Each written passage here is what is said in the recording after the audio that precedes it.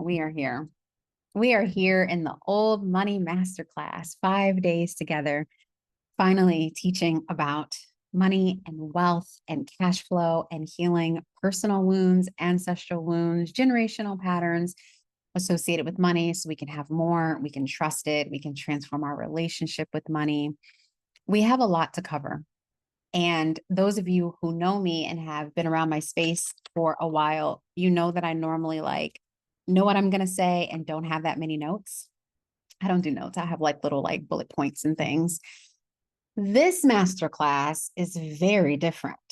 I have an entire 2-page bullet point college level notes to try to keep me on track and to cover all that I want to share with you, that I want to teach, that I want to guide.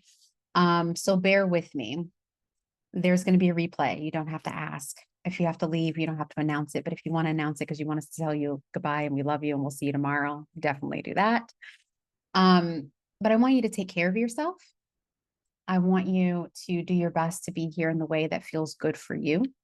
I love seeing people out in nature. I love seeing you in your homes, in your cozy spot. I love your cool backgrounds. Yes, we are here. And it's actually quite a miracle that we're all here because it is big energy today with the eclipse. It is big energy today with a full moon. It is big energy today with you being exactly who you are. And so that we are making the space to join together under this topic is such a blessing that I do not take lightly whatsoever. So welcome to the space. Again, as you come in, change your name. Hey, Lady E. That's what I'll call you, Lady DE. Change your name so I know that you're here. And I always usually start my master classes with a bit of a drop in, a bit of a meditation, a bit of us just tuning into the space and giving us permission to get really present here. And so I'm going to invite you to do that with me if it feels good for you. And I'm going to give you a lot of space for you to make your drop in, your meditation, your attunement, your intention setting perfect and rightful for you. Because while I am a guide, while I am a mentor, while I am a teacher, at the end of the day, all I'm doing is activating, highlighting, illuminating, and helping you remember what's already yours, what's already within you, what you're already here to carry, what you're already here to birth, to hold, to attract, and to enjoy in this lifetime. And so it's important for you to own your part of this as we co-create in this space together. And as I open the channels for this transmission and what's for you. All right. So getting into your seat, into your space. Feel free to close your eyes. I'm so glad that y'all are here. I'm so glad that we're finally here in the Old Money Masterclass. Thank you to the great gods, to God Almighty, to universe, to source, to me, to you, to everyone within earshot, both live and on replay, for the 137 people who said yes to this invitation. I honor you and I thank you for being here. Taking a deep breath.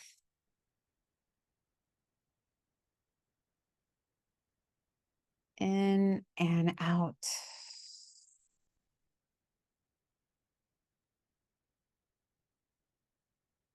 And just keep breathing in whatever way feels good for you. Even those of you on the replay, do not skip this opportunity to tune into the energy of yourself, of clearing the space to receive, of slowing down to relax, of attuning, commanding, adjusting your body, your field, your space for what you do desire, for what we're cultivating at this time, and breathing.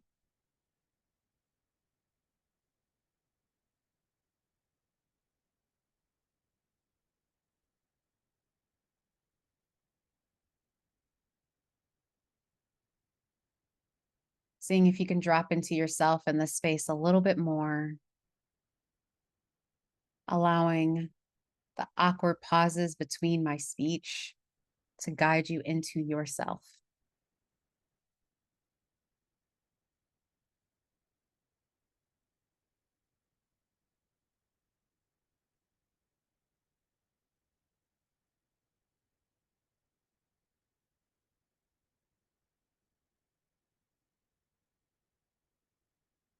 That's right. And just dropping off any other moments of tension that are being held in your body. Honoring the nooks and the crevices of your joints in whatever ways you're holding tension to alleviate, to ah, feeling your eyes dropping into your socket. Your spine is lengthening. You are remembering the conduit of abundance, of presence, of love, of wealth, of creational life force energy moving about this planet right now. You are here. You are present. You are planted. You are abundant. You are overflowing. You are here. You are here under this glorious energy of this day, under the sound of my voice, with the beat of your heart, the beat of your beauty, the essence of your divinity, the infiniteness of your soul, the stardust that we are collected and combined. Thank you. Bringing your awareness up into the ethos, into the ethers, I should say, into the cosmos, into great source that created it all, the heavens and the stars, the cosmic womb, the place where there is nothing and everything at once. Thank you for your wisdom. Thank you for the ways that you have created this experience of circulating energy, of being energy and being infinite and being one. And the way that you provide and supply and conspire and collaborate with us as we co-create our lives.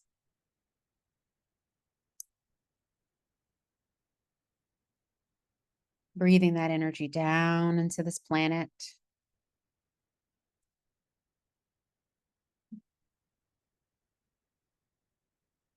And honoring the universal energy, the life force energy that comes through this Mother Earth, that tells the flowers when to spring, when to bloom, when spring is here, that fills the chlorophyll, that creates the beautiful waters, the colors of this planet, that nourishes the minerals, that the minerals nourish the plants, that the plants nourish us and the animals. For the elementals in the space, the stone, the moss, the waters, the rains, the mist, the fires, the sparks, the pebbles, the sands, the clay, the winds, the fogs, the dust.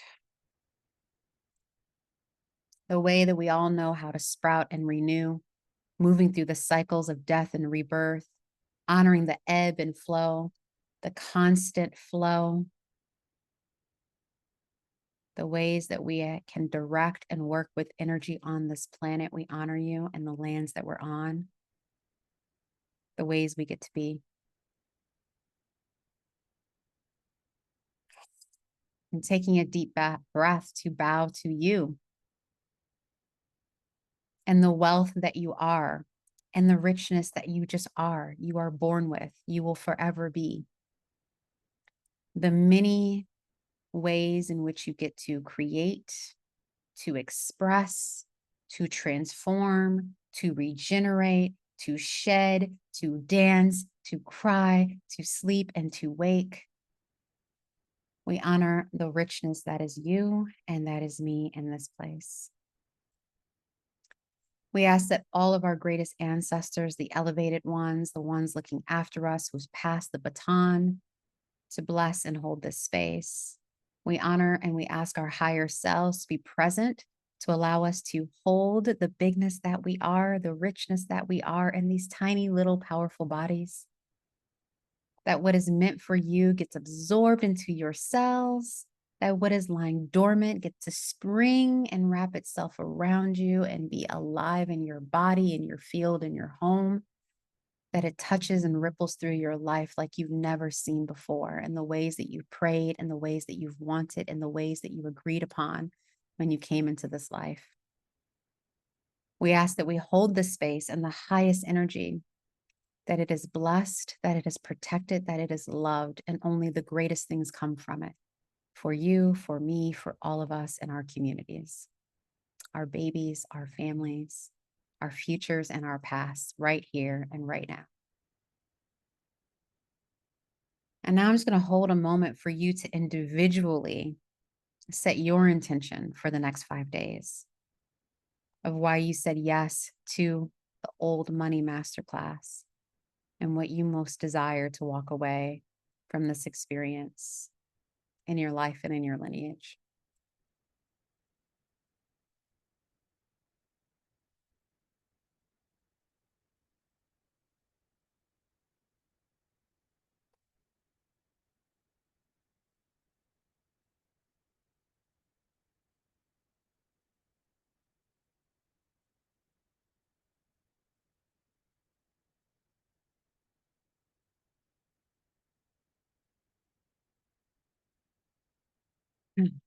Allowing a big bow of love to wrap around us. May we be incredible sponges for what is meant for us and have a fantabulous time together over these next 5 days. I thank you. I thank you. I thank you. And so it is. Ashe and amen. Flickering open our eyes. I want to share with you all my intention out loud. There's no secret. The chat is open, y'all, too. And I'll talk a little bit about that. How are you feeling? Where are you at? Open the chat while I just share with you what my intention is.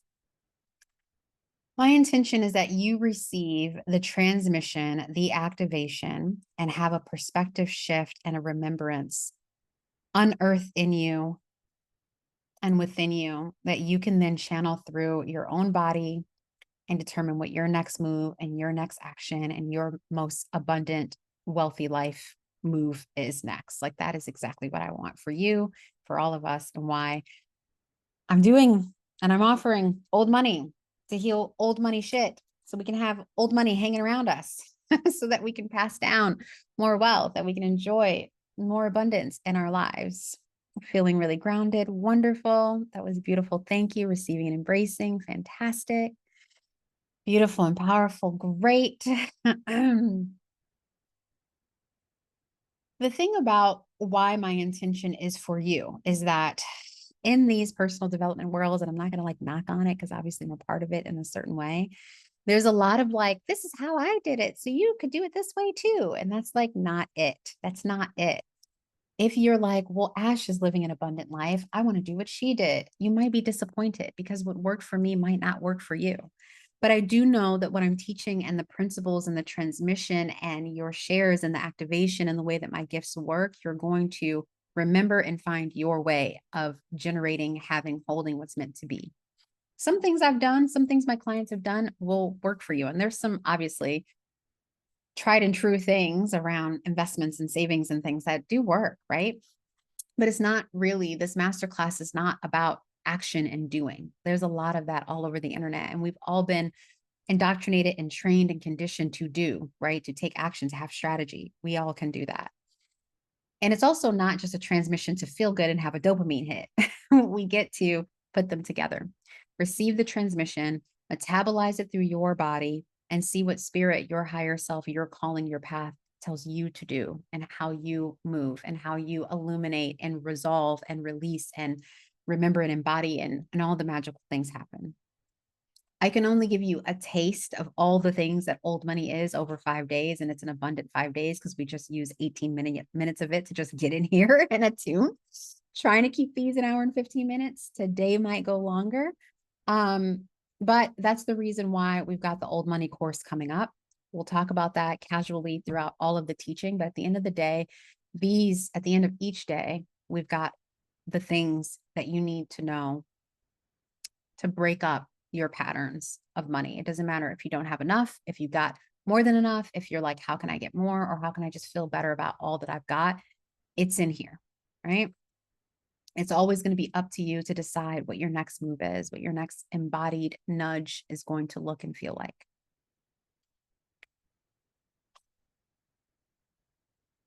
I love, even you guys on the replay, that we're doing this right now, which kind of was not planned by me. It 100% was spirit, because we're under this eclipse energy. We're in 2024, which feels a lot like 2020, if you haven't noticed. And we're in this full moon Libra energy. And all of that says transformation, opportunity, abundance, and overflow.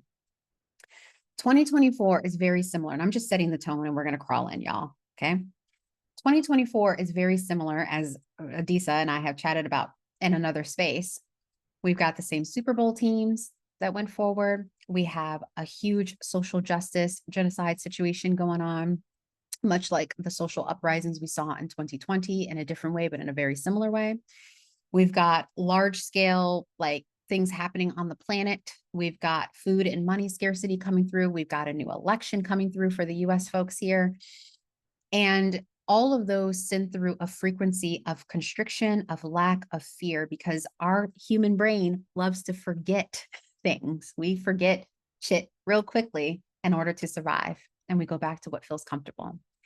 And I bring that up to say, we realize that 2020 came with, yes, a lot of heartache and a lot of shifts and a lot of changes that were uncomfortable. It also came with a lot of opportunity, and a lot of us having the opportunity for change, for abundance, for opening, for overflow, for freedom in our day to day, which is the ultimate wealth, right? Freedom with our time, our body, our money, our desires, our passions.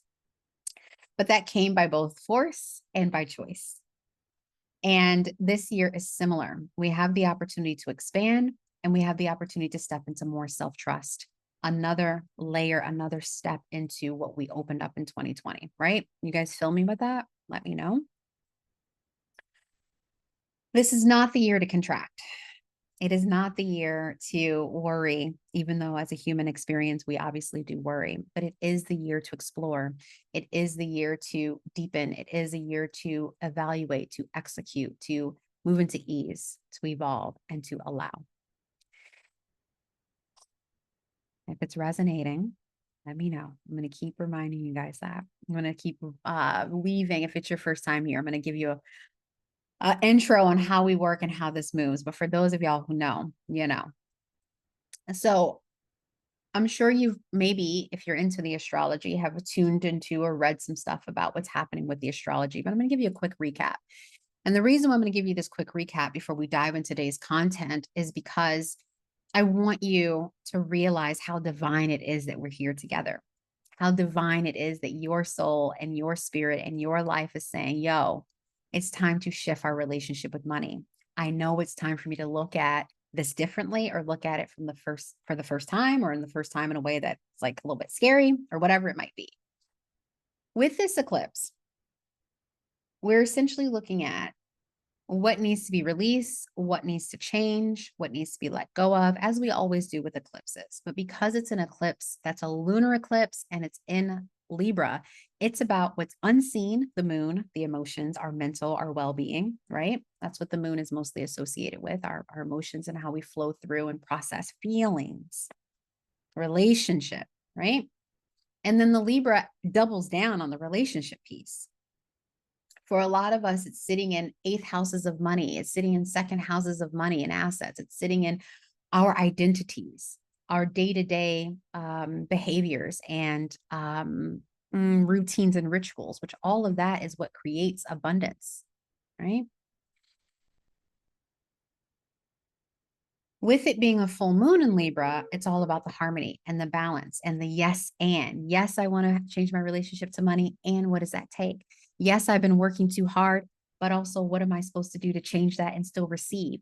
Yes, I want to have more freedom, but I also want to be responsible. Like, it's the both and how what needs to be rejiggered in your own life to allow more flow of the money, of the cash, of the, all the things that we're talking about, right?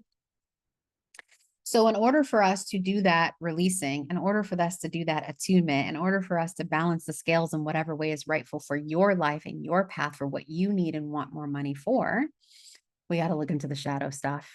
We do, y'all. That doesn't mean we have to bust out into tears and be like, oh my God, my mom and dad when I was a kid. Like it's not that, it's more than that. And that's what I'm going to be sharing with you guys.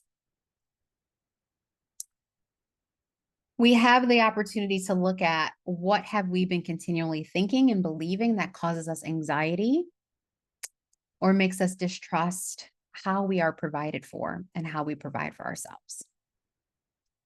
And we get to not only feel that over the next 4 weeks as this eclipse rocks us, but this is actually, from what I've been told, part 2 of a 3-part eclipse. Like this started October, really July of 2023. We're having our second dose now, and we'll have our third dose in October. So we get to work with this energy for basically a year. And I'm sure if you look at what your money, what your relationship to finance, provision, overflow, abundance has been, it's been shifting. I know a lot of us who made a lot of money at certain times, the things have changed. People have been changing their businesses, people have been changing their jobs. We've still been having layoffs happening, so on and so forth. But again, going back to what I just said about 2020, it's not about constriction and fear. It's about, oh, we get to evolve again, and overflow is here to come to us again in a different way and a better way at the next level. All right. Setting the tone a little bit more, besides just this being perfect timing for us to do this under the astrology. And if you guys are watching this in the future, this does not mean, or you're watching it on replay, it doesn't mean that you've missed the portal. The energy is still here. We're transmuting it. We're transcribing it. It's being captured in the zeros and ones of this video. But our relationship to money is always a thing in our life. Our relationship to provision, our relationship to each other, our relationship to our collaborations, our partnerships that allows money and cash and opportunities and abundance and connection to flow. That's always a topic in our lives. So don't worry, we're just screenshotting or like capturing this energy for you in perfect time. I want you to know that you're going to get exactly what you need. Exactly what you need. And if that wasn't part of your intention when we paused earlier at the kickoff of this call, please add that to your intention. You don't have to necessarily scan looking for what's the aha moment, what's the new information, because to be honest with you, it's probably not new. It's probably something you've already heard. It's probably something you already know. It's probably something you've already been looking at. But the way that I'm going to say it, the way that we are going to transmute it into you, transmission it into you, transfer it to you, illuminate it for you, the timing of us all coming together is what's going to make it right for you. So add that to your intention if it's not already there. And I don't know when that moment's going to hit you, but it will. It might be today. It might be tomorrow. It might be Friday. It might be 3 weeks or a month from now. I don't know. But again, it's not about following my life and my money journey. It's about creating and owning yours. And as a pattern breaker, which I will define that in a little bit, I know that we all are, otherwise you wouldn't be here. We are the one in our family who decided to do something different, or we're doing it at the next level. Doing what someone else has done to get a result doesn't actually work for us. Ask me how I know. And if it does work, it only works for a short amount of time. It's not sustainable. We will do what someone tells us to do, and we'll be like, woohoo, I got the win. And then we're like, oh, it's not working because it's not actually threaded into your vibration. It doesn't reflect your path fully. It was just a blip in the moment. We haven't metabolized it and made it our own. And that's what today, this week, is all about. Is giving you a transmission and seeing how it metabolizes through you, what it brings up in you, how it helps your walk in your life so you can own it. So you're not on the dopamine hit of thinking you have to sign up for another thing and another thing and another thing with me. You got it, you transmute it, and you really just want to be in community to keep working through your shit and being held accountable and loved on and laughed with. That's really all that this is about. All right. According to your soul's calling. There are 1,000 strategies on the internet about how to save money, how to do the snowball effect, the avalanche effect, which mutual fund to invest in, how to do the SD this and the data. That's great. And I love those people and I love those things. But until our relationship with money, both ourselves personally and in our lineage changes, we're going to be working harder, chasing the money instead of being the wealth that money wants to be a part of. Which brings me to something. Everyone always says, like, pay attention in master classes and webinars, but please do. And here's the reason why. Once I get going, which I haven't gotten going yet, by the way, I'm going to say things and you're going to be like, oh my God, that was so good. What did you just say? Can you repeat that? And I'm not going to be able to repeat it because I'm in the vibe. So if you're paying attention, when you type that in the chat, or when someone types it in the chat, you can help them. You can say, she said something like, or you can put the time, 5:29 Eastern time, when I said something, so that my team or I can go back and find that quote and share it with you guys. But if you're present in our time together each day, you can help each other out, and you also help us, because then we'll know when I said something pretty amazing and we can go grab the quotes. So just a little note about that. We're all going to receive the same transmission each one of these days, and yet the way that you metabolize it and what you're called to do with it will be different. And that's what I love. It delights me when we hear the same thing, we feel a jolt, we get the download, and you go off and do this, and you quit your job, and you ask for this, or your energy state changes and someone decides to send you a check. Like that happens. It happens all the time. And it's just such a delight that we can come together, and the magic moves through us in the ways that it's supposed to. It's not about replicating cookie cutter. It's about walking your own path. And I can't reiterate that enough. That is the intention here that I'm going to keep holding and reminding us. Okay. Let me take a little break. Let me get a little tea, and let me know how y'all are doing in the chat.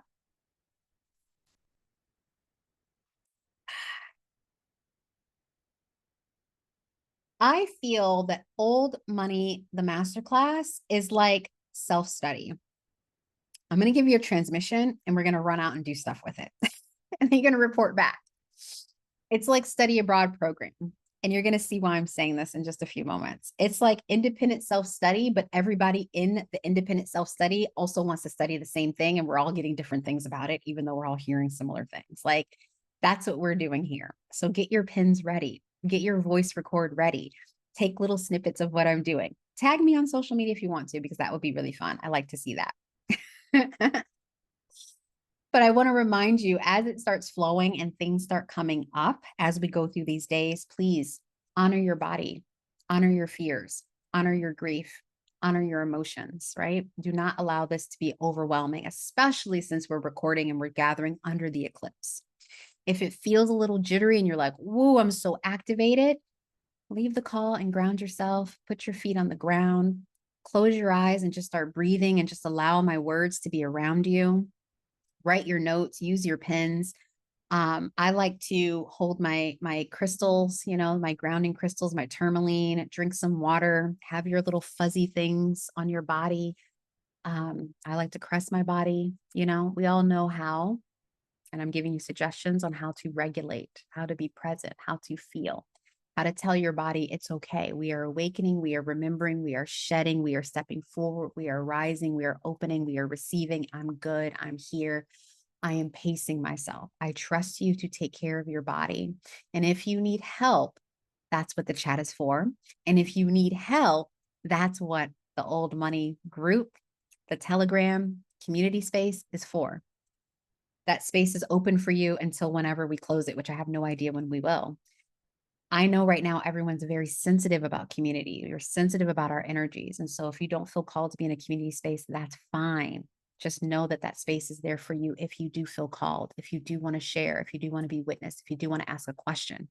I'm putting that place there for you whenever you want to pop in or not, right?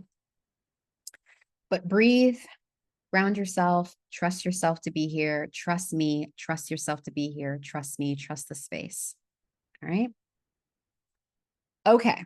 The last thing I want to say is, if and when you feel like, oh yeah, this is resonating, I need to go ahead, it's time, under this eclipse, under this beautiful time, because the Venus, whatever, if it's astrology, if it's your heart, if it's your bank account, if whatever the reason is that now is a yes, you don't have to wait until I send all the emails out for you to enroll in Old Money, the course. It's 8 weeks together where we're going to take everything that I'm teaching you and apply it. Where we're going to take everything I'm teaching you and go deeper. Where we're going to have time to work with your ancestors and release. Where we're going to have the strategies and work through the things that are unique to you. This is the transmission. That is the embodiment, the implementation, the support, the personalized question, the fears, the I don't know if this is abundance or lack. That's where we get to do that work 8 weeks together. You don't have to wait for that. We'll share the information page with you. This week, it's on sale for $1,111, $1,111. We do have 3-part payment plans available. We're doing the transmission thoroughly, deeply. We're going to have time for Q&A this week. And if it's a yes for you to do the course, jump in. We start on April 8th. Yeah, April 8th. All right. All right. It's dedicated space to actually make the work as opposed to feeling it and then hoping that it works. All right. Most of you guys don't know me. There's a lot of new people, like a lot of new people in this email and this transmission. I'm so excited. So I want to introduce myself. I want to talk a little bit about who I am so that grounds you into how I'm guiding you. I'm so excited. So I'm going to like bring my own self down. One moment. Ah. Hmm.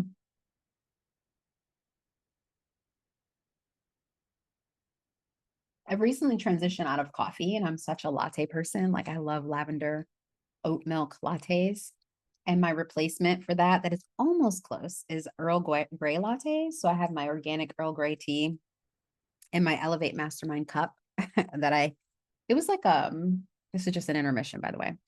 It was a test that my team and I did. They came out okay, not good enough to send. Sorry, y'all. You didn't get one. They didn't turn out the way we wanted them to do. But I still love what it says, which is my desires level up my life, lineage, and legacy. So maybe if we can get the right producer, we can get these remade properly and sent out.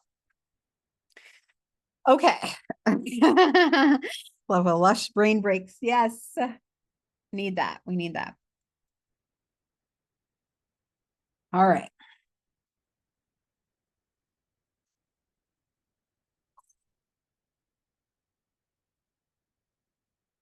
I have a robust story, and there's a lot of things that led us to where we are today.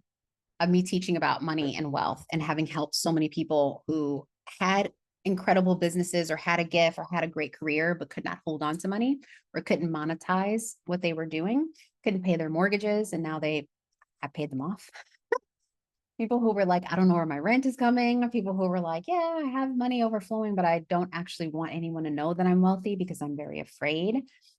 People who were generous to their friends because they came from wealth. And when they were generous, that was abused or they felt like it was abused. So I say that to say I have a big story personally and professionally, and I want to kind of bring us back to ground us into why we're here, like how I am, who I am. I am a founder of a $500,000 healing and personal discovery and growth brand that I've grown since. I mean, I don't know. I feel like I've been working on this business my whole life, to be honest with you. But officially, it was rebirth in 2018. And I started doing it full time after rebirthing it in 2019. And for those of you who are not entrepreneurs, which I just want to check in the chat, who is entrepreneurs? If you're an entrepreneur or an aspiring entrepreneur, let's just say if you're an aspiring entrepreneur, number one in the chat. If you are an established entrepreneur, number two. Okay, cool. If you are, you work a job, right? Job, you have a career, a number three, right? Yeah. If you have a job, day job, number three. If you are like doing the both, you're like, I have something, but it's not my 100%, but I also have a day job, then you're number four. Okay. So you're kind of doing a little shebang. And if you're completely unemployed, number five, right? Or receiving your money from someone else. Maybe you're the stay-at-home parent. Maybe you have a trust fund. Maybe you're in government assistant, like whatever. If you are like, I don't work and I'm not generating my own money, but I receive money or someone takes care of me, number five, and there's no shame in that at all, like at all. And to even bridge you guys, this is my first time not being the breadwinner of my life. Like I'm recently married and I am not the breadwinner. I don't pay the bills in my home. And that's a whole nother story that I'm happy to talk about. And it's associated with, with everything that we're talking about. Okay, cool. So we got some ones, we got some twos, we got some fours, we got some fives. Okay, we're a cool mix. I love this. Thank you. Thank you. It's really important to know that I'm not teaching this through my usual lens of entrepreneurship or consulting or business or career growth, because it is for everyone. I've tested this. We've been doing this for a while. And now we get to have the course or the experience that covers it all for everyone, right? So you're not like, well, I don't have a business, or I'm consulting, or I'm exiting my job, or whatever it might be. All right. To give you context, I'm a kid from welfare. I'm a kid from a very unstable home. I'm a kid from a person who was addicted to drugs and alcohol, who left my mother as a single mom. I also have a biological father that's hella wealthy and did not provide for me. But when he did pick me up, he'd pick me up in a nice Jaguar every time. Like, again, like living in Gary, Indiana, which was like the murder capital of the United States at one point, to like a blue ribbon, like Ivy League school, like the full range, okay, of wealth and money I have lived, and I've worked with people in the full range. And so I like to highlight these things because I attract people at all places. And that's very important to me, both in our gender, our sex, our economics, our nationalities, our race. Like, we all gonna get in the pot and we all gonna get some juice. And yeah, that's really helpful to know. I know what it's like to be in a space of not having enough. And I know what it's like to be in a space to being very stable and you're coasting and you're like, I don't want to rock the boat. And I know it's when you're in a space of like, I'm overflowing and I don't want to fuck it up. Also, I'm overflowing and I don't want anyone to know because they're all going to want to like pull from me. Okay. See my facial expressions. I've been in all of these spaces. And so this is the reason why I'm so excited about old money, because working through old money wounds, old ancestral things, cultural stuff is what allows us to move out of these experiences into the trust, into the abundance, into it's going to be okay no matter what. I am going to always attract more money. And this is what I need to do. And this is what I'm called to do to facilitate that, both spiritually, energetically, and tangibly. Yep. You feel it? We're going in now. All right. So all of these things affect our money, all of the things that we come from, all the things that we see, and we know that. My frustration with the coaching world in general is it usually is business-based. My frustration with therapy is that it's all about just your mother and father stuff and how you were raised and your childhood, and there's so much more. My frustration with the finance gurus is they're really big on the strategy and the things that you need to do and how you need to cut back. It's like telling you to get more by invoking you with scarcity, but then when you get more, you're afraid, so you're still in scarcity, right? Does that resonate? Because that's what I see, and I'm over it. The way that we transform our relationship with money so that we know that we're abundant no matter how much is coming in or how much is not coming in, no matter how much we accumulate, no matter how much we want to circulate it, is to clean up our ancestral and personal stuff associated with it and reattune to source energy and reattune to our original wealth identity and reattune to our ancestral gifts and reattune to our calling. Our calling is always the best and most potent pathway to receiving more in unexpected ways. If you continue to only believe that we receive money through a job, through your business, through your family, through any limitation, instead of it's always circulating, always available to me, and I want to open up, consciously open up more pathways to it while holding myself as the wealth that I am, that'll be the only ways that money comes to you. This was a big turning point for me because I come from a family where hard work was the way. Then I evolved from not just the hard work at a job, but hard work in a business. And I was like, I'll only receive money from a business. And so I was resisting my husband ever providing, right? Because I was like, no, it's from my business. And now it comes from all of us from all different ways and also unexpected ways, which I'll talk about as we move through the week. My household growing up was unstable, was uncertain. There was never enough. And there definitely was never, ever more than enough, like ever. And I remember like not being able to participate in school music recitals because you had to wear like a certain outfit and you had to pay to go to the mall or to pay for that particular outfit or uniform. And because we didn't have the money, I couldn't participate, right? These are the imprints of not just childhood, but that was passed down to me from my mother, from her mother, from my father, my stepfather, from his stepfather, and further and further and further and further back, right?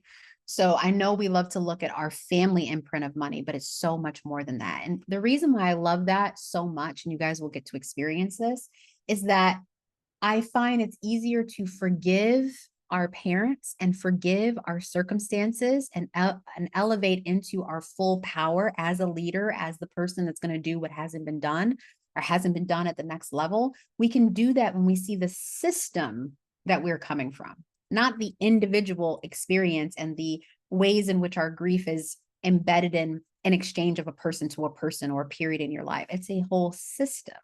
And when we can see the whole system, we can be empowered to navigate it, to circumvent it, to control it, to do our part in transforming it. Yeah. Okay. Yes. Still scarcity mindset. It's true. I've worked with people with all different financial situations and they're still in scarcity, right? I feel this on the internet. I feel when someone is writing about money and it's like a lot of that, like, and I'm like, yeah, but underneath it's still scarcity. I don't want the scarcity, regardless of what my money looks like. That is how we're always generating money. And I'm skipping ahead a little bit, but yeah. Okay.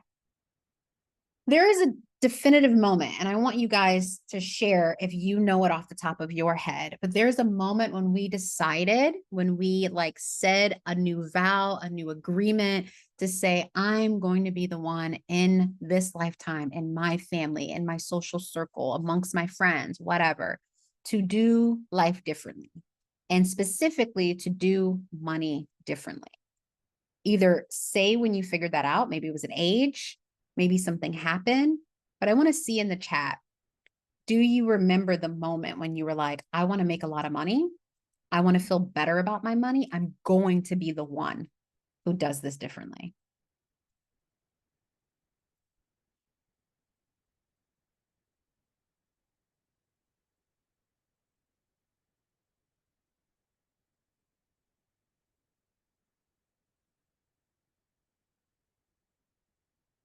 I love how there's so many Ashley Johns still here. It's so funny. Money queer course. Oh, cool. Hi, that's so good. I don't know when you did that, but I would love to know what year that was. When I gave birth to my first child. Yes, yes. Becoming a parent is a big moment.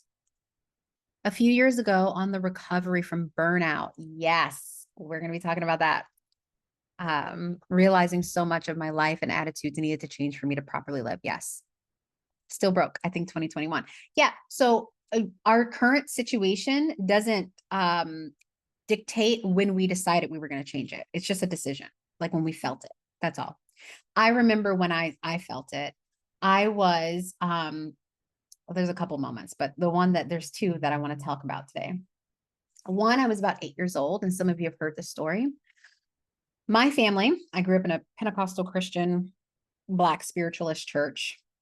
We're not talking about religion and beliefs right now on that, around that, but we used to I tell you that because we used to take these like huge trips, driving, going to churches, revivals, like big conferences. And I remember we didn't have the money to go. And my stepfather borrowed money. And then we caravanned, like carpooled with our family of 6 and their family of, I think, 4, to go. And I think we were going to Savannah, Georgia. And we lived in Gary, Indiana, like Chicagoland area. And I remember seeing their family order fast food on this trip and being able to eat whatever they wanted. And they're like, what number do you want? Number 5 and number 7, oh, can I also add a milkshake? And I was like, wow, look how freely they're ordering. Like, wow, And I wanted to order in that same way. I wanted to be like, also, can I have an extra fry or can I get an apple pie with that? But instead it was like, we're going to get a large fry and we're all going to share it. And you get something off the 99 cents and he gets the nuggets and we're going to split this for your brothers. And like, that's how we had to move. And I remember the feeling of like, why can't we have whatever we wanted? That moment, that lack really, I felt it tangibly. I watched and I knew that my like play church cousins felt bad because they're like, hey, you want some of mine? And they were generous. And I was like, oh, thanks. So we would share. So that felt good. But I was like, why can't we be like them? And I was like, I want that. That's what I'm going to create where I and also my kids can order whatever they want, no matter what. I remember that feeling. And I remember on that same trip, seeing my mom and my stepdad like arguing. I was kind of like, you guys remember those conversion vans that have like what are those things? Like the curtains? Like we thought that was really fancy back then. They had the lights and shit. I thought that was like a mobile movie, like what am I trying to say? A mobile movie theater. That's how I felt in those things. They had like the velvet, the texture. So I remember peeking out of the curtain and seeing my mom and my stepdad arguing about the money on this trip and feeling heartbroken that he was embarrassed that he didn't have enough. And my mom was embarrassed to like tell him, you need to fix this. What are we going to do? And I was like, I don't want to be in that situation ever in my marriage with my children in front of people, you know? And so I know that a lot of times, even though we're going to go beyond our personal childhood experiences, our original imprints that we remember in this lifetime, right, of money can tend to be tight and restricted. And that's what motivates us. But I also want you to remember the times in which we felt something overwhelmingly beautiful, where it was generous, where it was light, when it was like, oh, sure, you can have a second scoop of ice cream. We're like, yeah. And that was abundant too. I remember those days where it was like, of course, we're going out to eat. And I was like, oh my God, this is such a treat. Yes, yes, yes. Oh my goodness. We actually got extra gifts for Christmas. And those moments where I could feel the abundance, right? And that was the motivation for wanting to always have that. Not the chasing of the money, but just the knowing, the feeling of more than enough, the feeling of it's going to be there, the delight, the joy, the like, oh, that's fine. It's going to work out, like that. You feel me? Are you guys feeling me?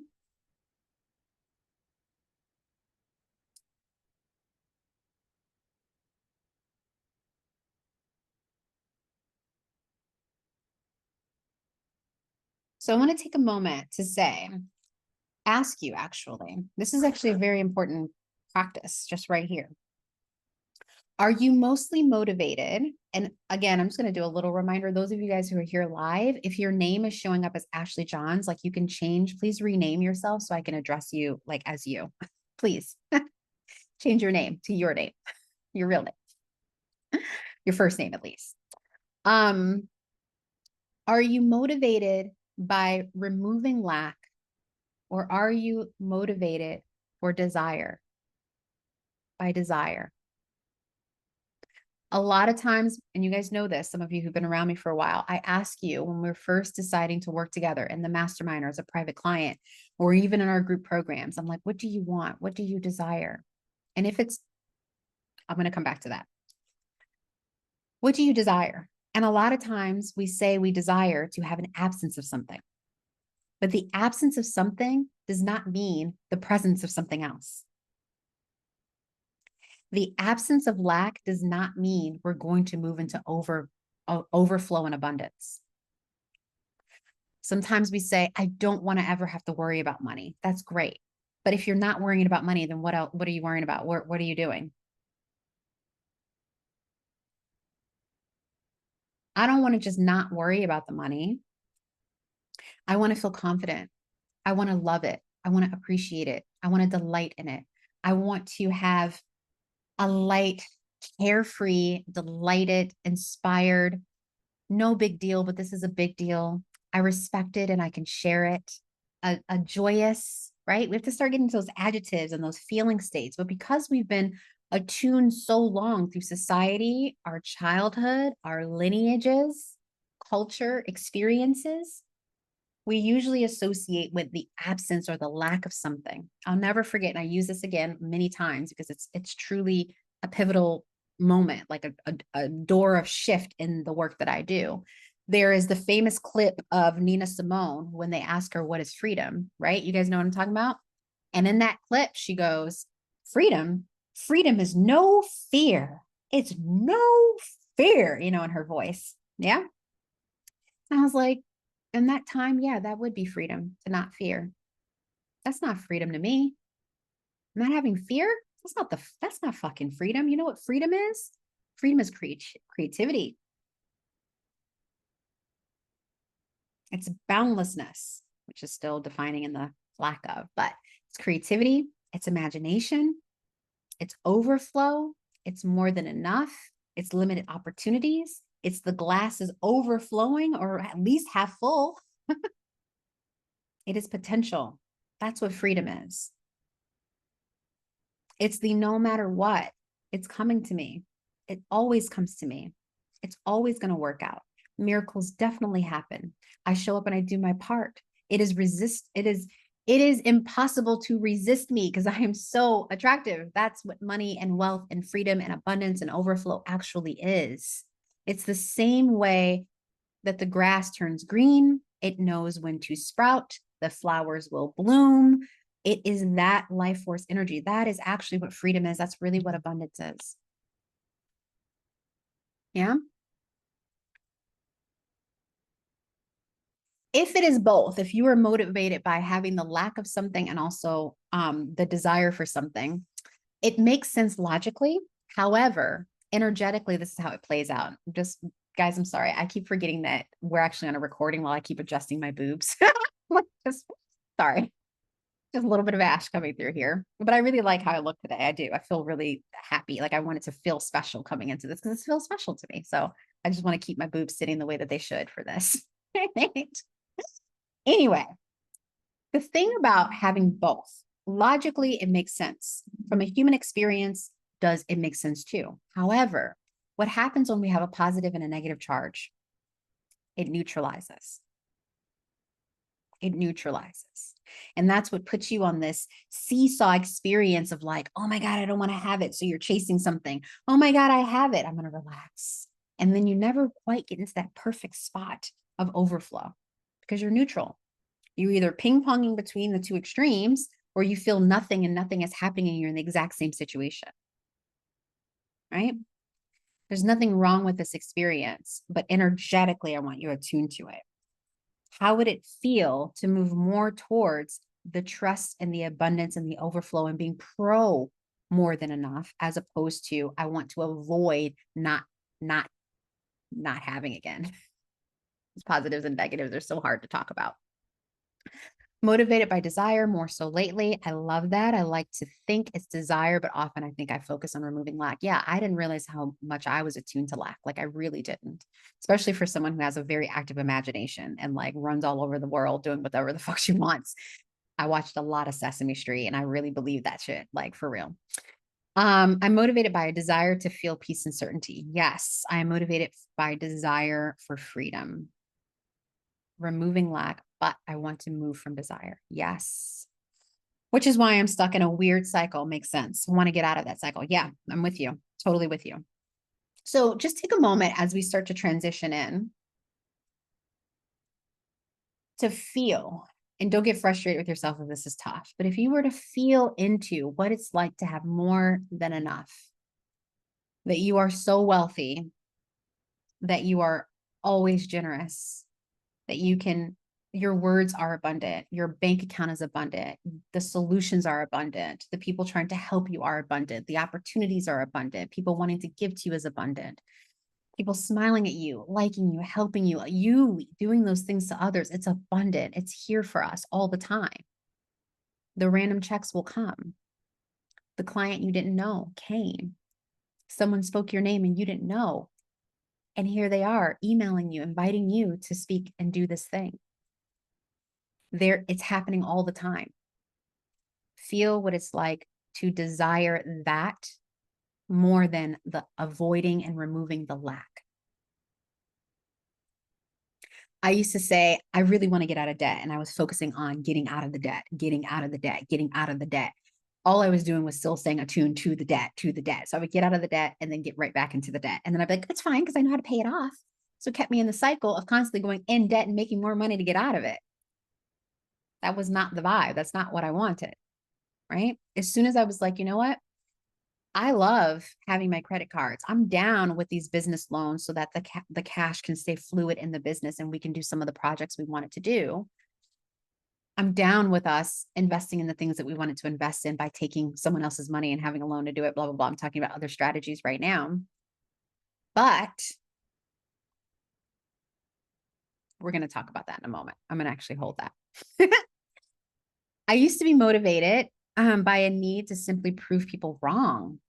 There was never truly an intention around wealth and abundance. So, in other words, I was still motivated by removing lack of feeling valued and respected. I love that insight, and it's very, very true.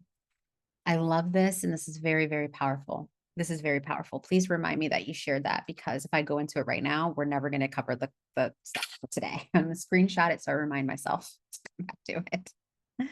That's very important, though. All right, fine. Come on, guys. We're trying to keep this. We're right at the top of the hour. When we're motivated to prove others wrong and to achieve, not only are we in the energy of proving, we're in the energy of abandoning ourselves. And we are the wealthiest. Spoiler alert.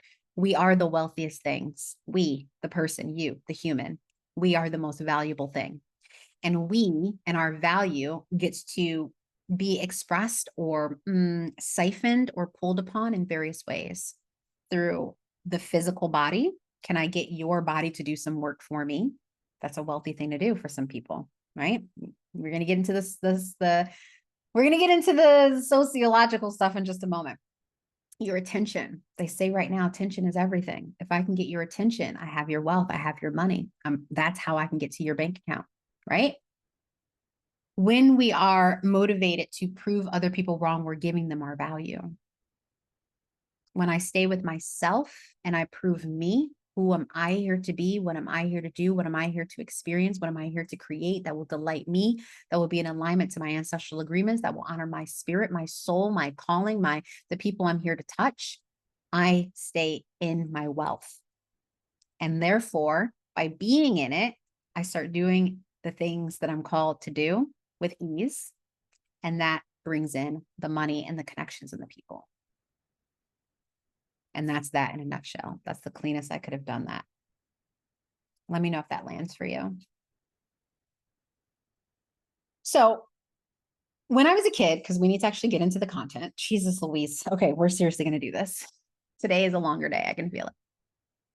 I remember once when we were living in Gary, my stepdad was working at a temp agency. And the way the temp agencies work back then, and I don't know how they work now, but they would place you at a company and you would work forever and you would hope that they would then bring you on board full time.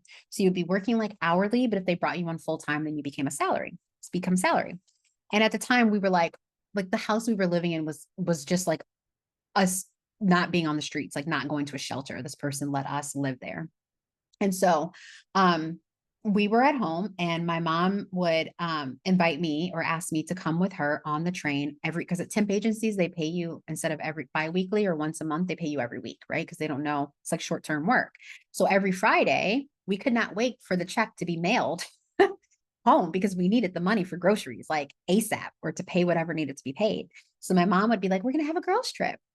We're going to walk to the train station in Gary, take the train to the city of Chicago, downtown, and then downtown get on the L and then go to another part of downtown Chicago, go to the temp agency, hand pick up the check, stop at the cash currency cash place and cash the check. So we had the cash in hand and we can go grocery shopping and wash dishes or wash clothes and do the things that we needed to do.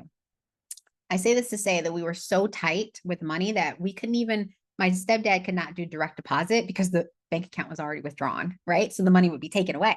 So you had to just do cash.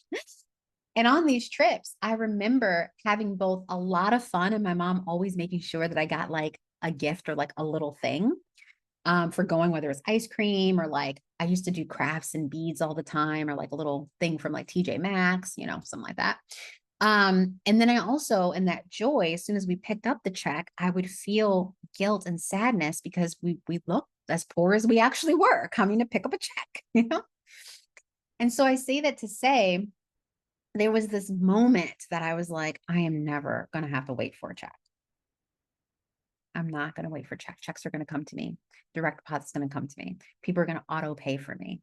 That's what happens in my life right now. That's what happens with my clients right now. That's what can happen even more in your life if it isn't already happening, which I imagine that it is in some ways, can happen. I'm sharing to say, when we make these declarations, when we decide who we're going to be, we have multiple opportunities throughout our lives to reattune to that promise, that decision. Many of us, all of us, actually, let me correct myself. Every single one of us made agreements around our relationship to money, abundance, and wealth. That's why we're here. That's why you feel called to this.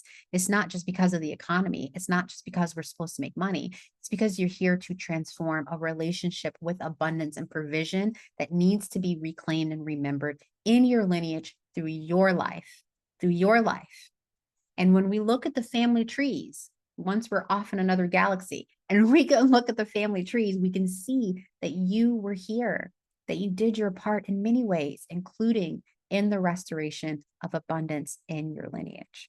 That's the bigger, deeper work that we're doing here. We get to enjoy the process and enjoy the fruits of this assignment and this labor. Yeah. You're welcome. I have so many stories I haven't told, Kristen. Like, you know me. So, yes, good. All right. Because our home, for many reasons, as I've shared, was so unstable, school was my safe space. It was where I could express. It's where we got free food. I was always fed. It was snacks. I could just be myself, right? It was the place to learn. It was the place to grow. And it was also the place that I could see how other families moved when it came to money and things that I associated with abundance and wealth. I saw who was getting dropped off at school instead of having to ride the bus. I saw what kind of lunches people were able to bring. I saw the way they talked about things, how their people handed the money. Like, I was looking at these little codes, if you will, that kept affirming to me what was going to be mine in the future. I always looked for these little things that told me how to transform my life. And I know that you do this in your own way too. The thing is, though, we were shamed for this, or we were made to feel embarrassed for this, or we were told that you're not supposed to talk about money or ask questions about who's the breadwinner in the family and how does this work, right? Those are the things that are taboo. The thing about keeping conversations like this taboo is that we then only work in a small petri dish of possibilities for our lives instead of the big, vast ocean of transformation we can have about anything, but especially when it comes to money and finance. Money is not hard. Abundance is not hard. Wealth is not hard to build and generate. It's not, especially when you tap into who you actually are. It comes quite quickly. If you've been reading my emails, I did not know in the first it was less than 9 months, it was less than 8 months of my business, I made over 100 grand. I had no idea. You know what I was doing? Being myself, trusting my path, honoring my gifts, showing up, healing my shit, taking aligned, inspired, easeful action, making the offer, showing up for work, being like, I think I'm worth more than that. I'd like to negotiate $25,000 more, right? If we do the strategies without the personal work and the ancestral work, it doesn't stick and it doesn't penetrate at the levels that it needs to. You'll stay on the hamster wheel. When you only do the spiritual work and you feel good and you do not take action, it does not translate in this physical realm. We do the two. Okay. So the kind of student I was when I went to school, I was an overachiever. Surprise, surprise. And throughout today, I'm going to use the metaphor of taking a test, of school, of education, of making the grade associated with making money. Okay. It's a metaphor. If you weren't the best, kid in school, you skipped school, no matter how hard you studied, you got, failing grades. Like, this is not about achieving and merit and all of that shit. It's just a metaphor. So catch the vibration, not the structures. And because I don't actually like, we're talking about homeschooling in this house. Okay? I'll just put it that way. We're not doing traditional schooling at all. The thing is, when we go to take a test at school, we aren't studying to get an A. When we go and take a test at school, we're not studying to get an A. We're not studying one thing to get an A. We're studying a bunch of things to receive an A or B or C or D or whatever level of grade, AKA money, you want. Okay. You guys with me with the metaphor? Like, let me know if you're following what I'm saying. We don't go and study one thing to try to get an A. We study a bunch of things to receive the grade. It's not about fixating on the grade. That's what creates test anxiety. I need to get an A. I need to nail this. I need to do good. Oh my God, this is the thing. If I don't have the money, oh my goodness, the bill's due. How am I going to do it? I need to get it in at this time. Anxiety, anxiety, anxiety, reprogramming yourself for less and lack and fear and worry constantly. How do we break the pattern? Okay. It's about realizing all the things we get to do and we have to do in order to receive a grade. All the things. It's not just one thing. This is what pisses me off. I think I might have done this a few times, but most of you know that I say I don't like this, so I don't try to do it. But what pisses me off is these like short ass Instagram posts that's like the one thing I did to make 100 grand this year, the one thing I did to make my business make $1 million, the one thing I did to get my promotion in my career. And I'm like, you didn't do one thing. It's never one thing. It's a lot of things. And that's what makes us, who are the first in our family to do a thing like this, get a little overwhelmed because we're like, what am I supposed to do first? What am I supposed to do right? What am I supposed to study? Right? I remember getting books in school and being like, okay, where should I start? Chapter 1, like, do I need this? What are we covering? And that's why we had teachers who give us a syllabus, right? Or tell us what to study or things to consider, or say it's going to cover all of these things. That's what we're doing today and this week. I'm saying these are the things that we need to learn, that we need to reattune to, that we need to remember, that we need to look over if we want the relationship of money to change and be greater and better than it ever has been, more and more and more, over and over and over again, right? So we're not fixating on the money. We're not fixating on the grade, even though that's what happens. Funny how that happens. A version of that is like, hey, when you stop looking for the partner appears. And we're like, yeah, but I'm over here motherfucking single. You know what I mean? No, I want to go out and date. Logic tells me, society told me that if I walk the path, if I chase the thing, if I follow the ladder, if I check the boxes, then I get the thing. And that's not actually true in many ways, in most ways. Y'all with me?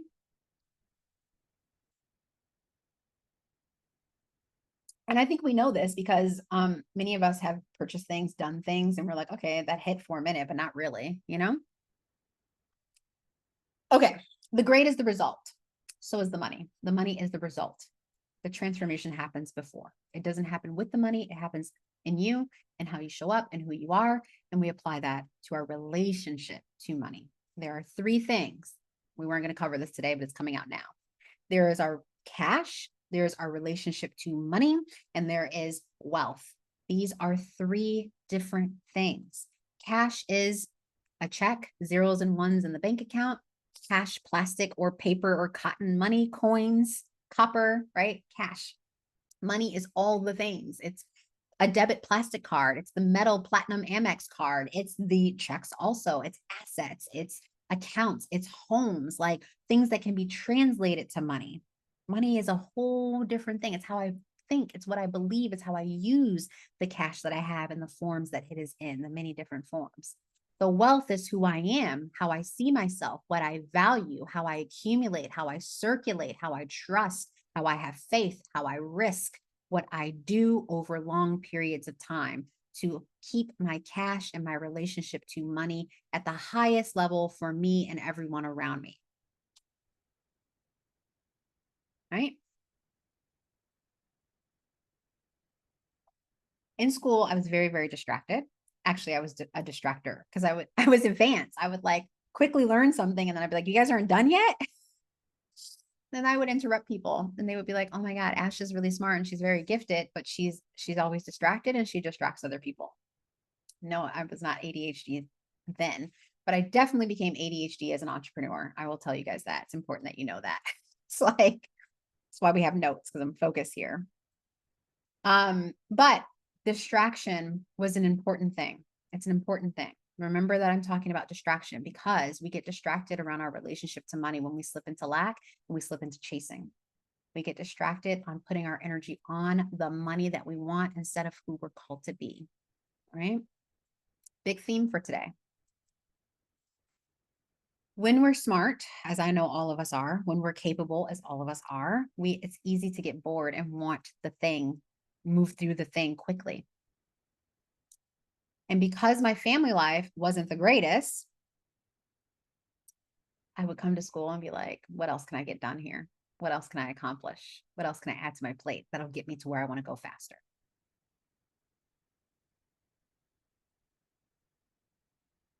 Just going to let it settle. I would ask myself that if I told myself, it wasn't even an ask. I said, if I did well in school and if I got an A, all would be better at home. If I do this and I get this, then this will change. Doesn't that sound familiar? Same way we think, if I work hard and then I make money, then my life will be better. Is that true? Because something I've noticed is that when I've worked hard and then I've got the money, yes, my life got better, but then I usually worked hard again, depleted myself, did things I didn't want to do, spent the money, and then had to start all over again. When I focus on my life being well and authentic to who I am, and I showed up easefully and I had trust, shit was happening fantastically wonderful around me. I was receiving easefully offers, people being like, hey, I know you don't not looking for a job, but like, don't you want to leave that agency and work at this agency, coaching and doing things that I didn't have to put any effort around. Same way as what I said earlier, when you're out having a good time and being yourself, then you bump into someone and then you get into the relationship, as opposed to being like, I'm going to go and find a person. But in our moments of lack, in our moments of being in our survival mode, in our nervous systems being shaken up by the threat of whatever it is or the fear of whatever it is, we can't get ourselves into being who we're actually meant to be and moving in our life the way that we're meant to move in our lives. And therefore, we stay in the cycle that the society has created, that has forgotten us, that has made us forget the wealth and the abundance that we are and how it actually is generated. One of my favorite things to do, and I hope you guys do this after we wrap up whenever, but especially after we wrap up these 5 days, I love to watch shows like Shark Tank and things like Diary of a CEO, the podcast. I watch it on YouTube because all of these wealthy people making 36,000, not 36,000, $36 million. That's the one I watched recently. $36 million a year, or was it 56? One of the two, a 3 or a 5. They've been switching for me back and forth since this year started, but a lot of $1 million all have similar stories about how they were passionate about something and they trusted themselves and they really wanted to see something through and they had this calling that they couldn't ignore and they had to step out in their faith. And next thing you know, the money started flowing in. It wasn't the chase of the money that then made the money coming in. And then when the money started coming in, they had to put all of their systems in place to manage it right, or they lost it all and they built it back up again. I've done that. I've made a shit ton of money, lost it all, and then built it back up again. This is the reason why we were all talking about Kanye. Who gives a fuck that he lost an Adidas contract? Homie knows how to make millions. He knows how to get people talking. He knows how to work with energy. He knows how to be batshit crazy and disruptive and problematic and still be an expert and brilliant at his craft. Both and. But also, you need to learn to stand into who you truly are. And then you can always generate money no matter how the markets move, no matter how the investments work. It's only when we disconnect from ourselves, our actual ancestral gifts and callings and blessings, what we're here to do, what we believe in, our relationship with money, when we deplete that energy and we can't regenerate ourselves, that's when people go into financial ruin and lose the spark. They lose the connection. They let go. I know people who literally had millions and they lost it. They had a really bad deal. They were so distraught. They never got their energy back intact. They never could believe in themselves again. And what that person does now is they're a massage therapist. They're like, this is soothing. I don't have to worry about it. It's simple. I'm not watching my back. I'm not arguing with my family. I just tapped out. And that's fine. That's what they've agreed to do in this lifetime. But what I want to do and what I want to tune us to do as the pattern breakers, as the way showers, as the ones who are birthing new lineages through our lives or extending our lineages and evolving our lineages through our lives, is to learn how to ride the waves again of feast and famine. Because this attunement, this knowing is what gets you through tough days when the clients cancel or when someone doesn't pay or when you get let go. It doesn't end there. We're not scrambling. It's just the next thing is coming. We have to reattune to this infinite potential and knowing.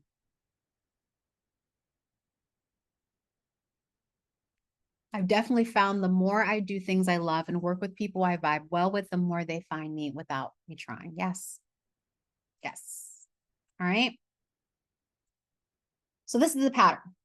Stopping this, if I do well in school and then I get the A, then my family will get great. Or if I do the thing and then I'll do this and then I'll be safe. Like, or if I do right in corporate and I do what my boss says and I do a good job with the client, then I'll get it. Like, we know this it's not working. It's not linear. It's not linear.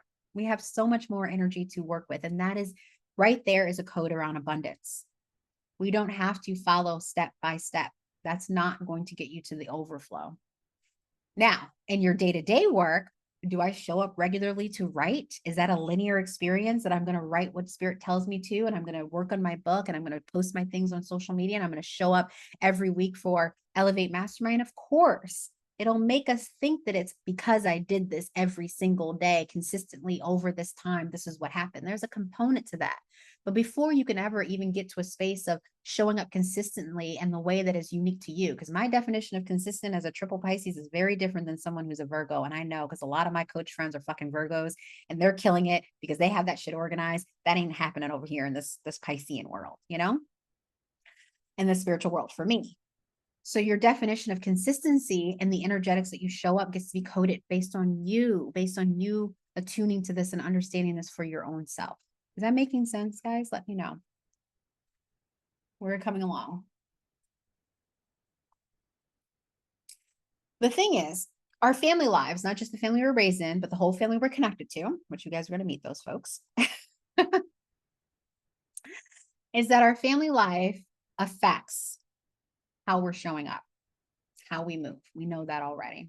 My family life negatively affected my attention, my ability to apply myself, my smarts, my gifts, my ability to learn naturally, my ability to just be where I really wanted to be and perform how I wanted to perform, because it was just chaos.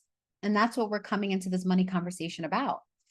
We're going to look beyond just mother and father into your lineage, because that is all of them, all of that programming. You know, I've had clients who they do come from folks who have survived the Holocaust. Those of us who are African and of the diaspora who have enslavement in our history, our relationship to money has to change from a whole lineage ancestral perspective, not just your childhood wounds from age 2 to 7.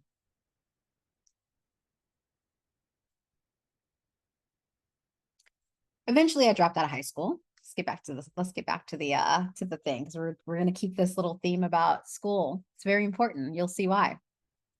Eventually I dropped out of high school, for those of you guys who do not know.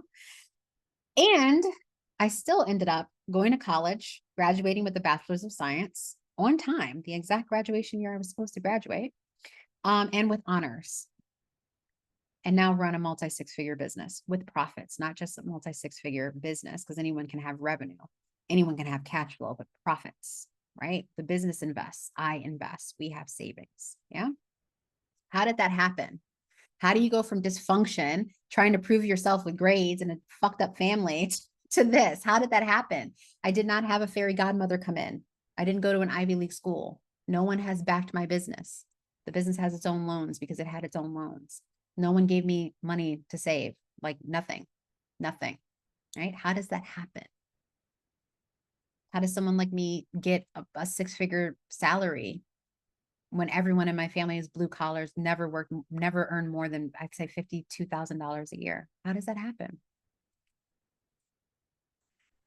And I'm not done learning yet, and neither are you. This is what money, or what school taught me about money and wealth and cash. It's that it doesn't end. We keep going.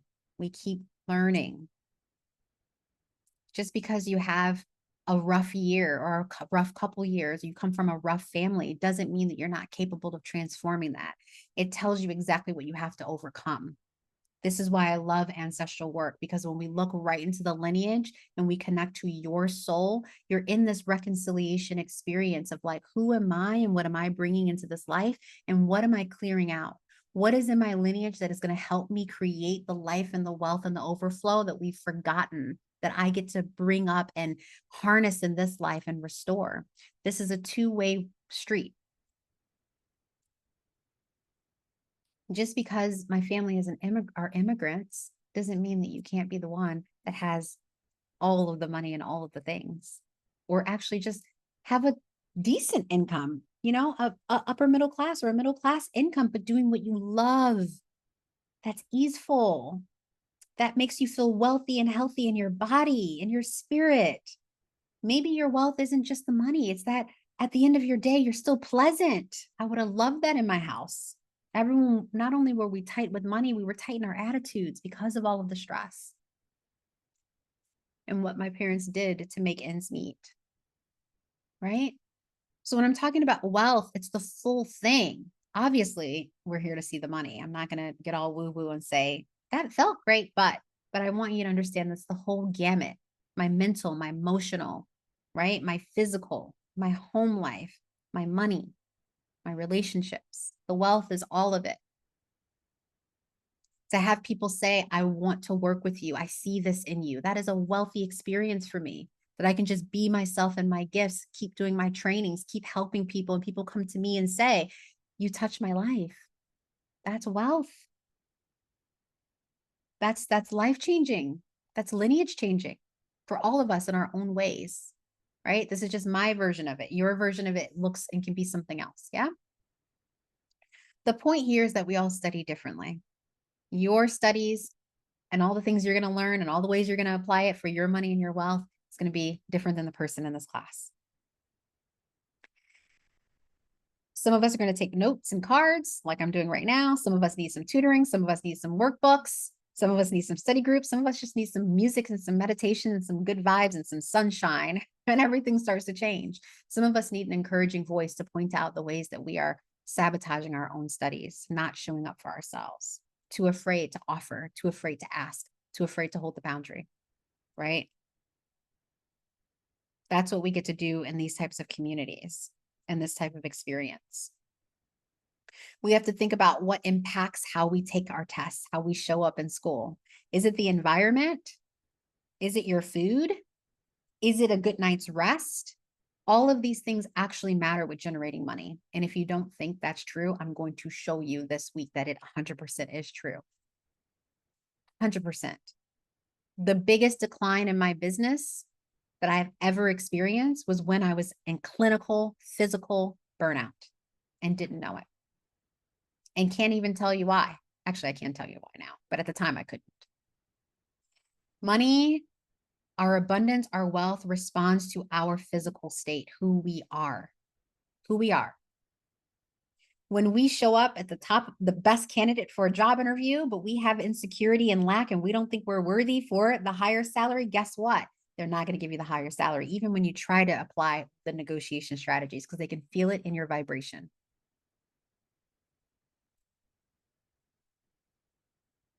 I just had a consultation with someone off of LinkedIn. Shout out to LinkedIn. It's working, Kelly, Dr. Kelly. So we're chatting and we're talking about, she works in advertising and has exited and doing some other things and, building her own firm. And we were having this conversation, right? About these moments where you're like, I know I'm for more, even with all these negotiations, I doubt myself, I wobble. You think that's only in spoken word? That's in felt sense. Yes, you can fake it till you make it, but then there comes a point where you can't. Universe, your path, your calling says no. You need to be fully congruent. You need to get aligned in your identity.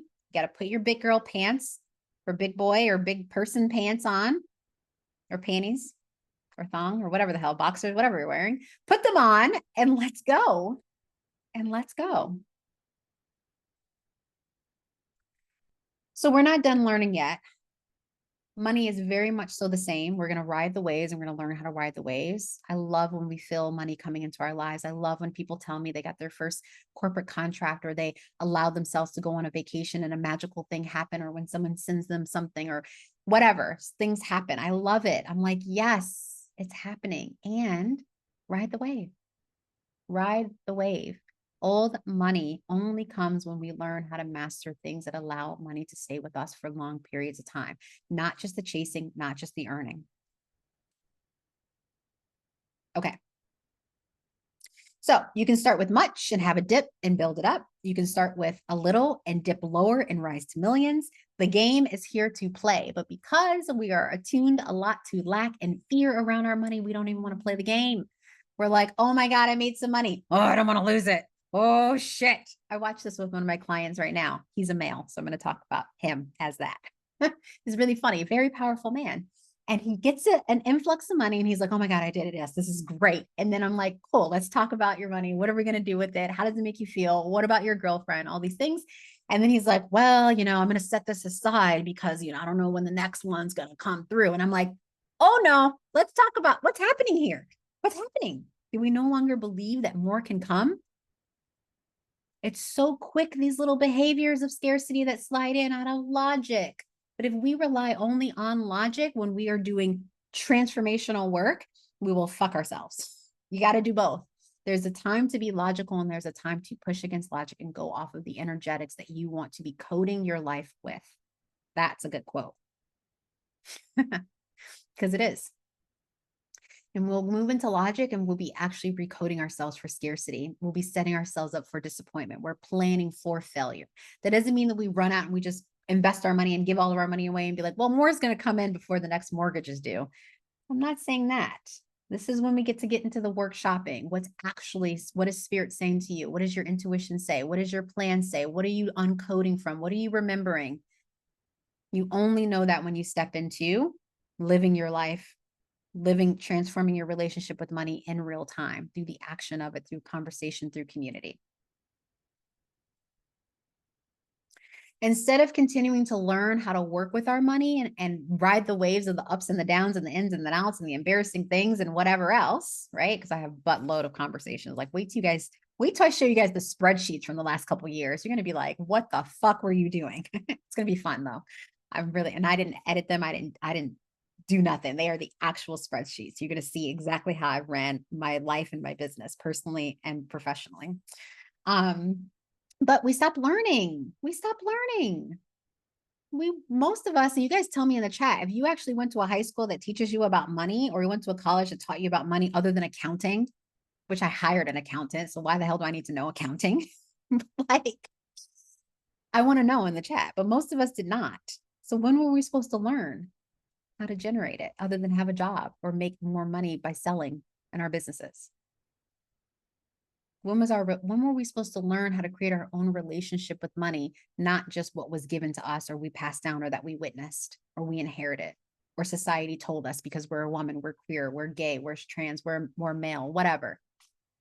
When were we ever taught that? They still don't teach it in schools. Well, luckily we're here.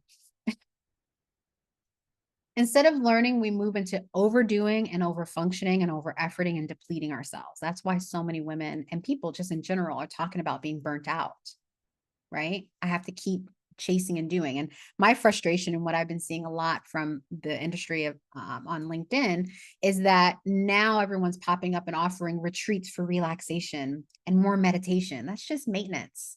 That's just, let me go and pop the pill so that I can go to work another day. Let me get a little reprieve, a little vacation, but I'm going to go back into the same stressor of not believing I have enough, of chasing the money. That's not the solution. It's just the thing to get you not in triage, not in the emergency room.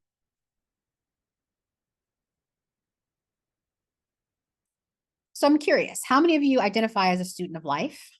Let me know in the chat. We're going to go ahead and get moving along here. I'm a student of life. I'm also a student of wealth. I never stop learning. I don't stop taking tests. I fail them. I win. I magically show up in one. It's constant. Let's not be hyper fixated on the new money so that we can make the old money. Stop being hyper fixated on making new money so that we can cultivate and build and have and hold old money. And the only way to do that is to do the healing in the lineage in our lives and how we're showing up and remembering who we are.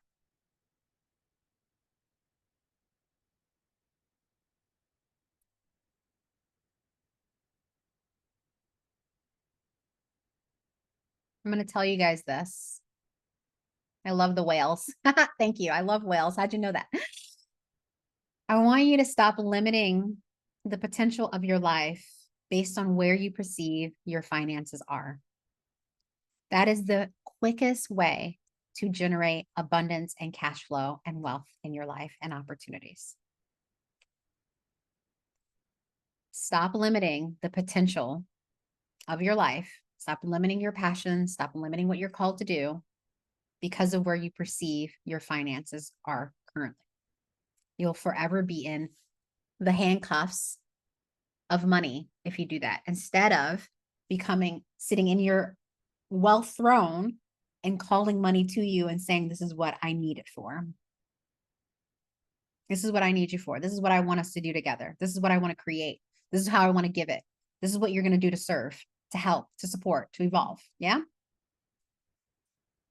Also, number 2, stop creating more scarcity when you want to expand into limitlessness, into overflow. We create scarcity, and I did this by creating time scarcity. I don't have enough time. Any form of scarcity is going to keep showing up in all the ways. We're going to talk about it through the context of money. Stop creating money scarcity. I find opportunities all the time to give money, whether you're homeless, whether you're on the street, giving my time, giving my presence, giving my opinion, my advice. I am generous because I want the world, the universe to be generous with me. I want them to see that I am always circulating energy. So therefore, energy is always coming towards me. When I show up in my generosity, instantly other people are like, oh, thanks, Ash. I never thought about it. It's not from a manipulation. It is the coding and the values of my life. If you are a part of my world, this is how we roll. If you don't like that, or if you don't want that, you won't be around long. That's how I code who I am. It makes people get us feel a certain way. They either get triggered and they're like, oh shit, like, do you even care about things? I'm like, yes, I care about it. That's why I share it. It also makes people see that they can do more and they are more and they can have more.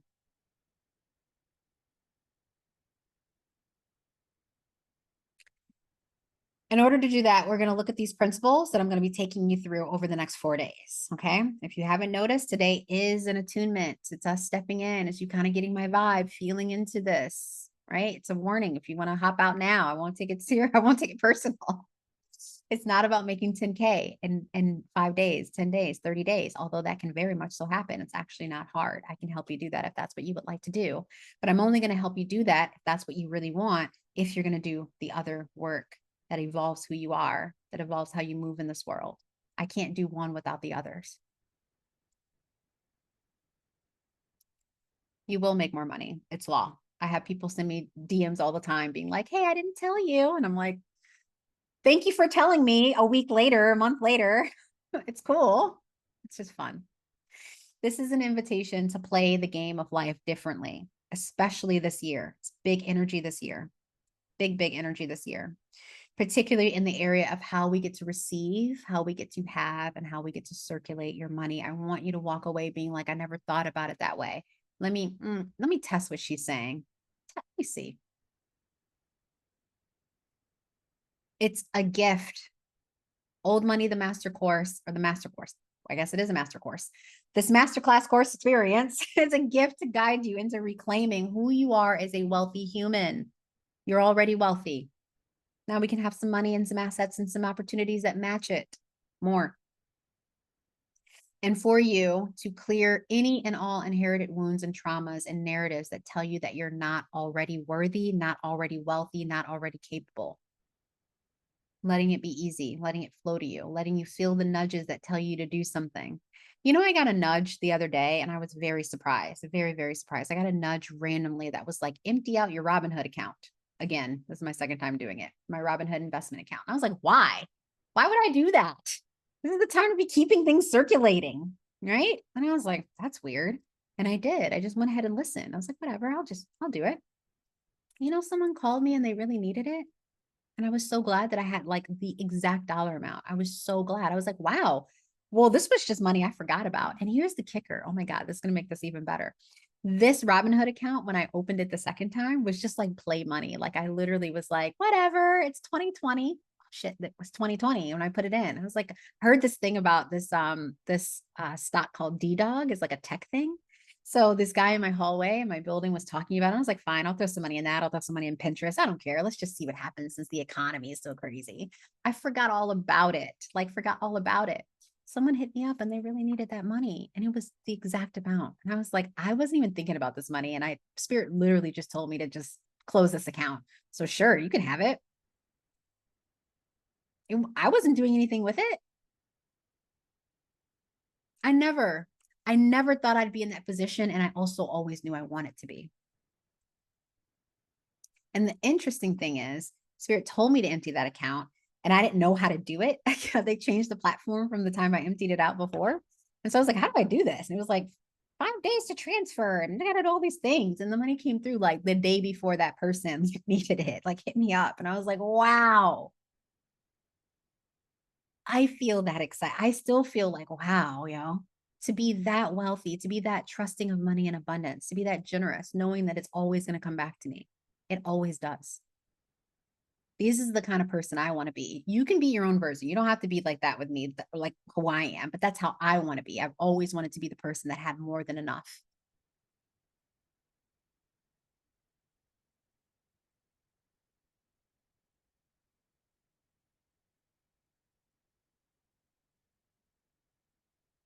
So this masterclass is specifically attuning you to study your relationship with money differently. That's it.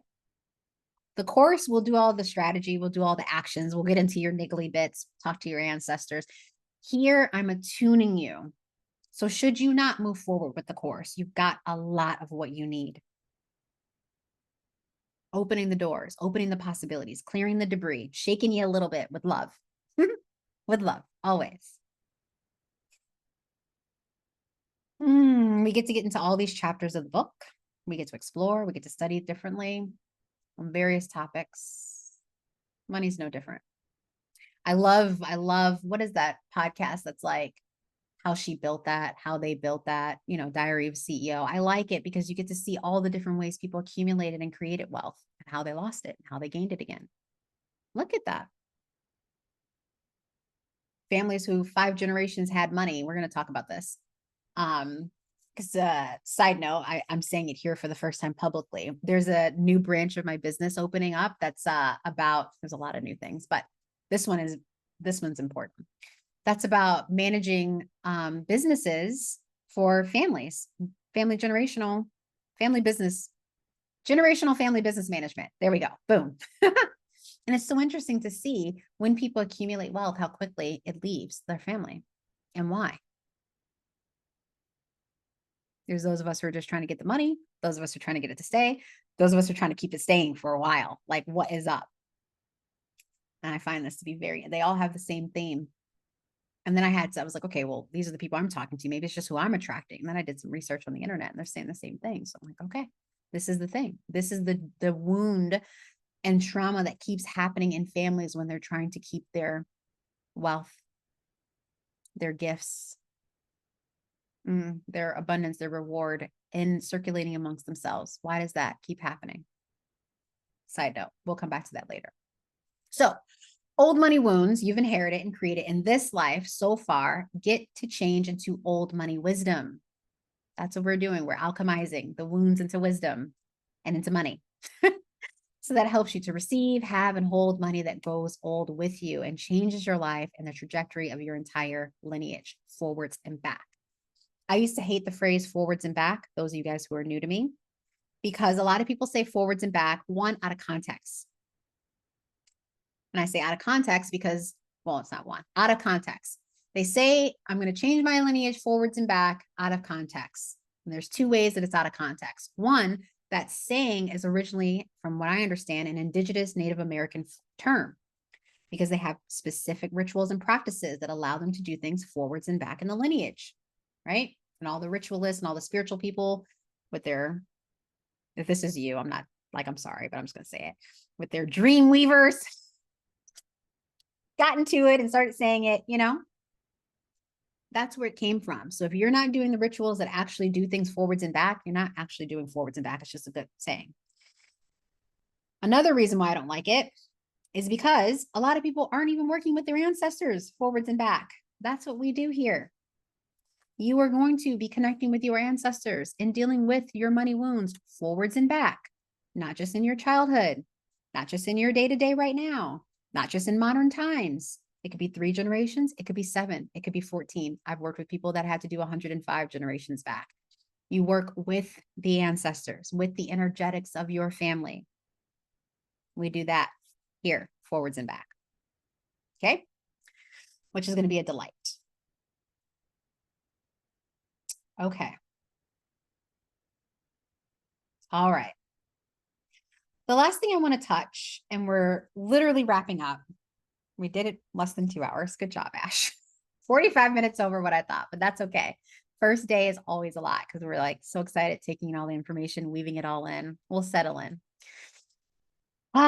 If you are worried about your time this week, about what someone's going to say, what someone's going to think about your money, about your questions, about what you share. One, we're going to know one of the main things blocking you in your relationship to having more money: worrying about other people, being burdened by other people, being held by other people in your own mind. So we already know that's going to be one of the things we'll be traversing through.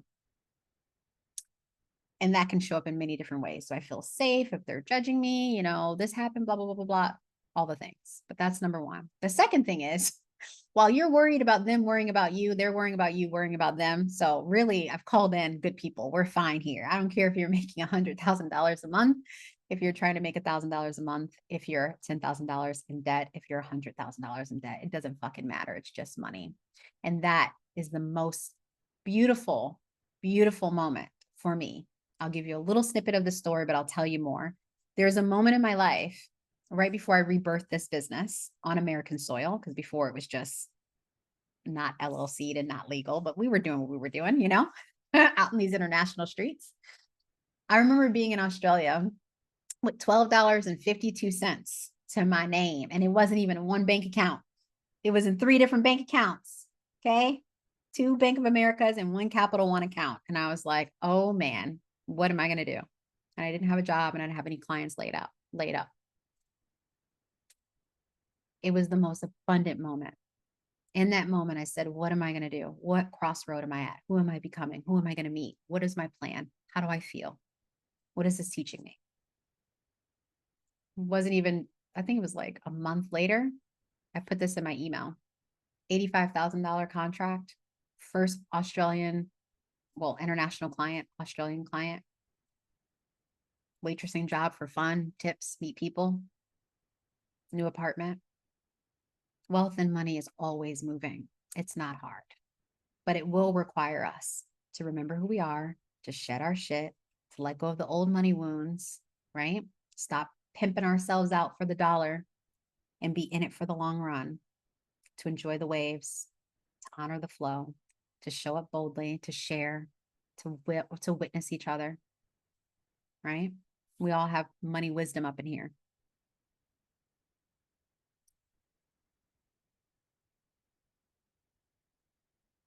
This is also an opportunity to practice being safe and belonging within the context of people and money together. Because we all know, usually when there is money and people, there's a power struggle. There's a way that we think that we're unsafe, that we're going to be cheated, that someone's going to see what we've got. We get to dissolve that. We get to say that no matter how much I have or don't, whatever I'm doing, what is mine. That was one of the best things I got out of being in that millionaire mastermind, is that people were talking about their money openly and no one was like, oh shit, someone's going to hit me up and try to, like, the boundaries were there. We were all here to grow and to circulate money, businesses, each other, women, right? People. So I invite you to hold those things close.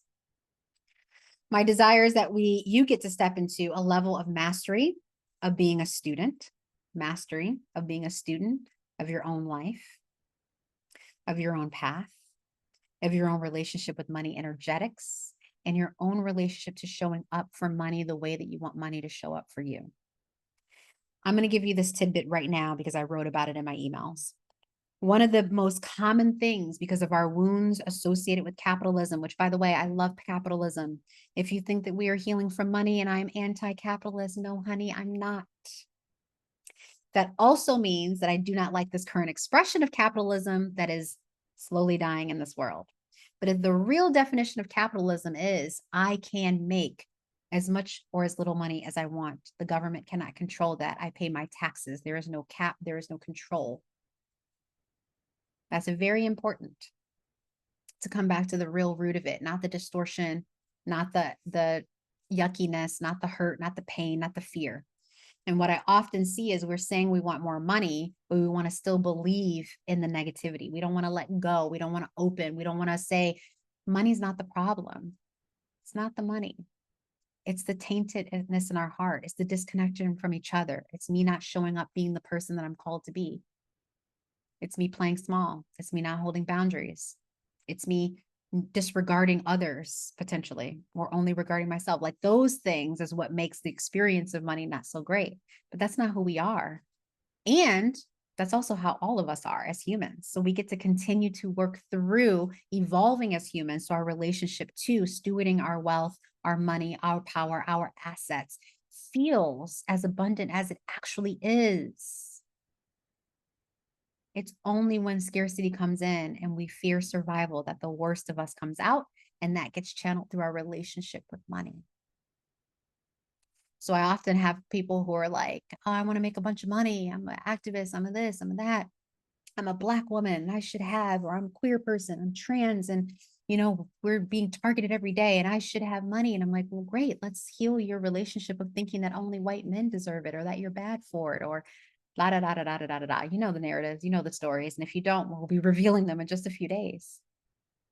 You have to be congruent. If we want money, we have to want money. If we don't want money, then we don't want money. But we can't want money and don't want money and be mad while it's showing up in a funky, weird way or coming and constantly going. All right.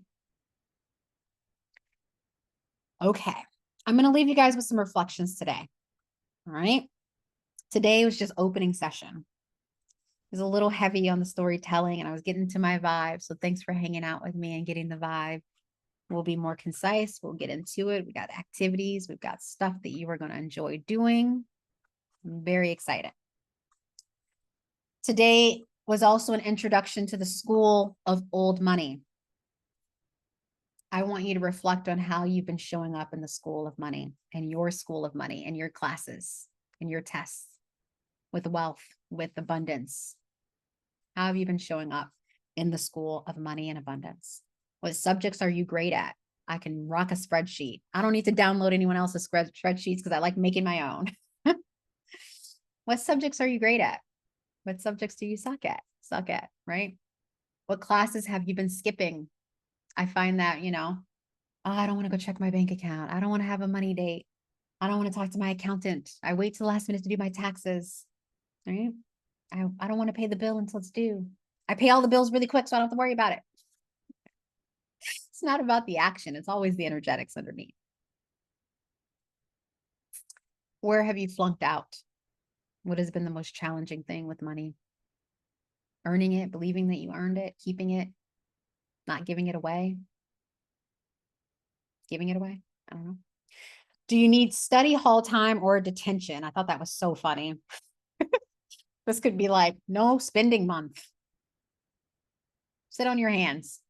Put the credit cards in the freezer. What would you do? I do this sometimes for myself.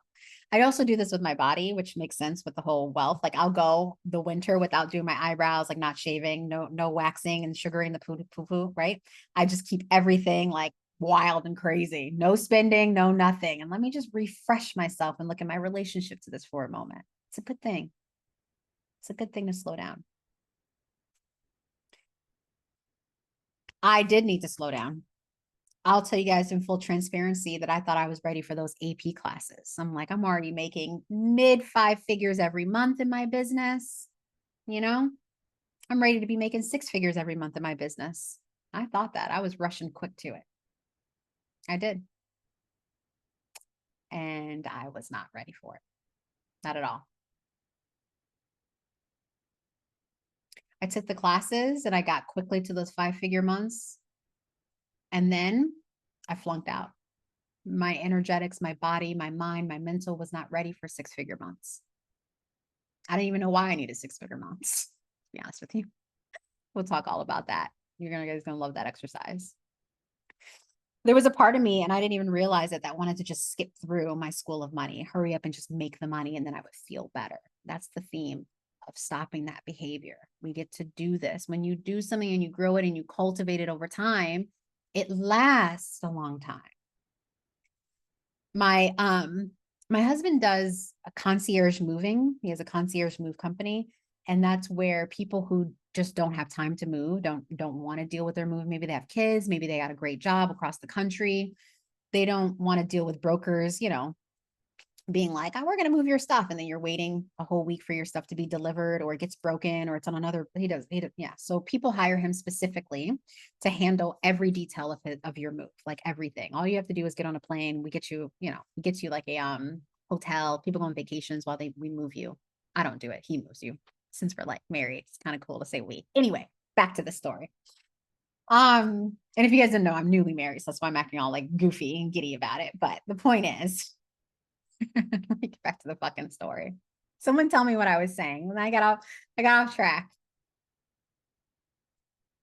What did I say before? Damn it. So funny.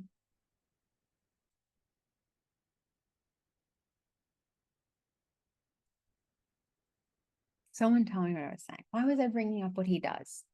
Yes, concierge, not skipping school. So it was such a good analogy, and now I forgot it. Fuck it. If it comes back, we'll do that. Flunked out of the school of money. I don't know. I was such a good one, but yeah. What was it? It was so good.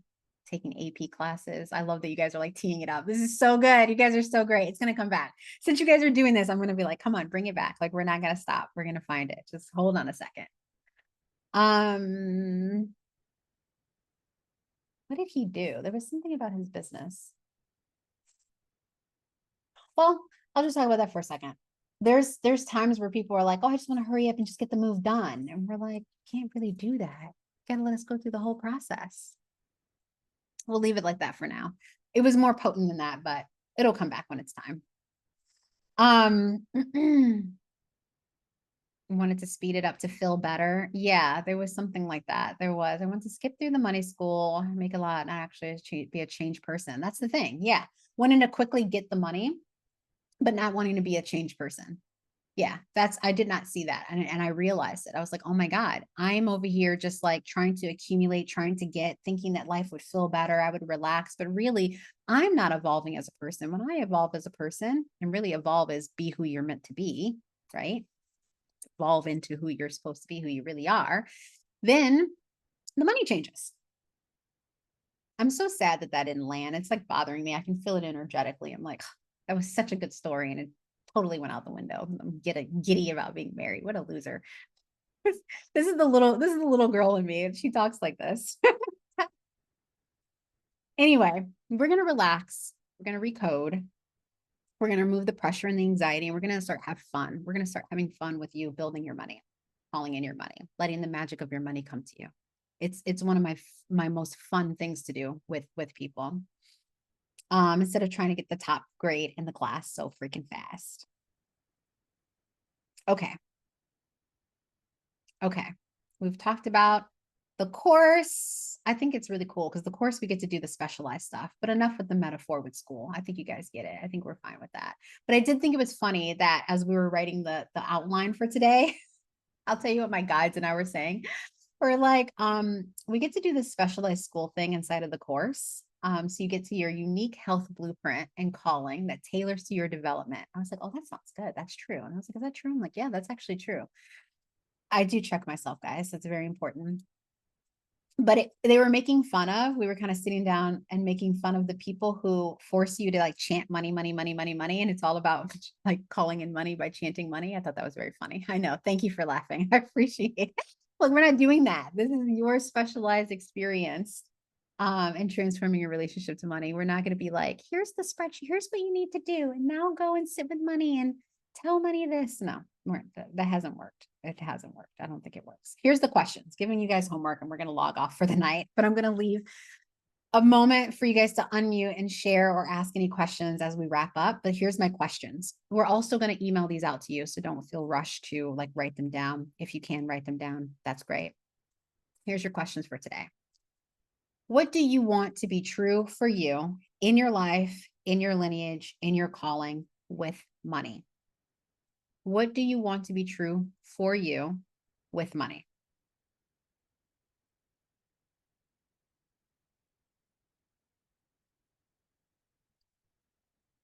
What have you been studying and trying to do to get money? What have you been studying and trying to do to get money? Money is the result. So much happens before then. So much happens before then. But because we're so fixated on the money, we make it hard to cultivate. What factors have most affected your ability to receive, feel safe with, and cultivate good grades, AKA money? What factors have most affected your ability to receive, feel safe with, and cultivate money?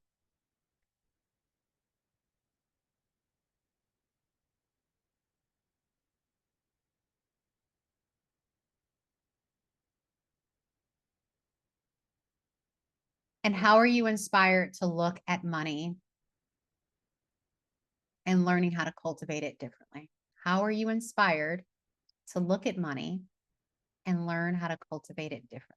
That's a very interesting way to ask that question. So if your brain is like, what the fuck? Just ask yourself the question and see what comes through. How are you inspired to look at money and learn how to cultivate it differently?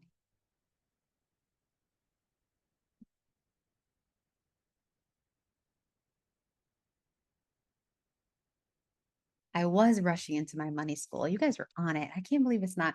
I almost feel like maybe I wasn't supposed to tell you guys that yet, because normally it comes back relatively quickly. The fact that it hasn't makes me feel like maybe we're just gonna wait for it. Yeah, maybe it's not ready yet. It'll be for tomorrow. Or I'll watch the replay and I'll be like, I know what I was gonna say. So yeah, that's what you were thinking too. I appreciate that. I appreciate that. So I'm going to make it where you guys can unmute yourselves. I want you guys to know that today was us, as I said, getting into the feel, getting into the vibe, seeing all the reasons why we're divinely aligned here. We are stepping into the school of old money. We've got a lot of things to go through. It's going to be very specific themes each day. It's 5 p.m. Eastern time, the same day, every day this week, Thursday, Friday, Tuesday, Wednesday, Thursday, Friday.